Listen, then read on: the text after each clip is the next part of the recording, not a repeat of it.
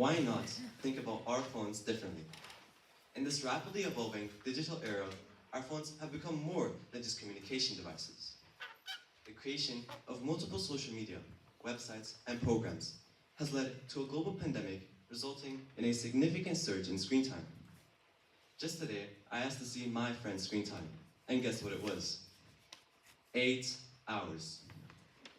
That's not only a third of your day, but a third of your lifetime. So I think we can all see why this matters. But you might be telling yourself, it could be a one-off, right? On a school day? Well, not exactly. I don't know how he did it in a school day, but research has shown the average screen time for humans like us is at 7 hours per day. So let's explore this dilemma and see how we can change to regain our time. Before we delve into the infinite possibilities that our phones have, let us have a heartfelt talk. We're in a world where phones have become more than just gadgets, but are constant companions. Just imagine waking up and going through your phone. You go to the bathroom and scroll through your social media. Even on the way to your job or school, you have your phone by your side and ready in case you get any messages or notifications. Are you still imagining or remembering? Well, this is the reality for just over 50% of millennials who now report they carry their phone throughout the day. Just imagine the statistic for people born in this digital era. And I think it's time we realize that there's so much more to life than just being on your phone.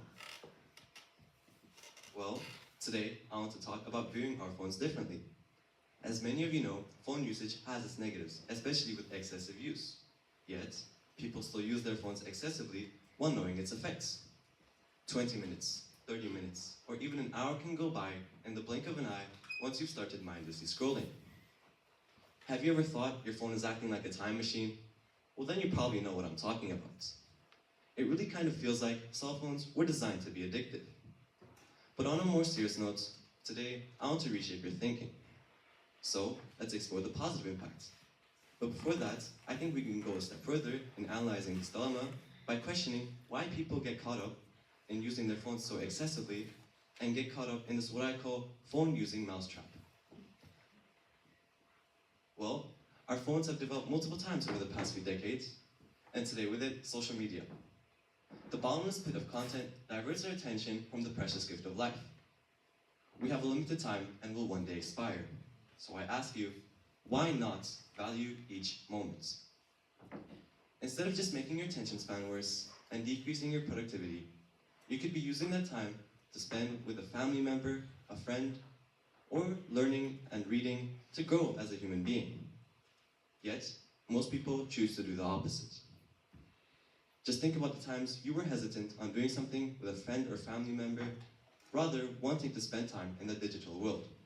It prompts us to ask, why do people want to spend more time in the digital world when more meaningful activities await us in the physical world?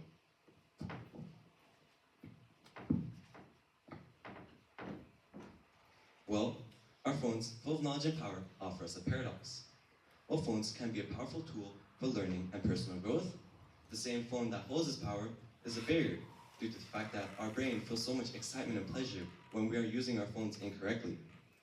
This is why I want you to consider your phone as a double-edged sword. One that is capable of enriching your lives, but one that is also able to remove you from the experiences that are unfolding in your surroundings. But now, let's explore the positive impact of phones. While legitimate concerns do pop up about excessive social media use, we cannot ignore the positive side of social media use. In a world where connection is key, social media acts as a bridge. Social media fosters creativity, builds communities, and improves society as a whole. It's more than just a platform. It's a place where voices find a platform. Our phones, with these vibrant apps and platforms, become catalysts for cultural revolutions, empowering individuals to express, connect, and contribute.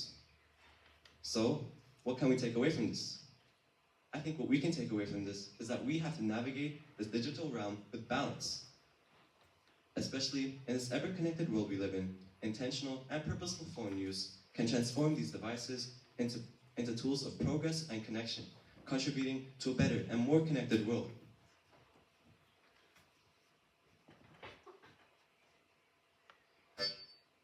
So stay connected with me as we now explore how you should view your phone.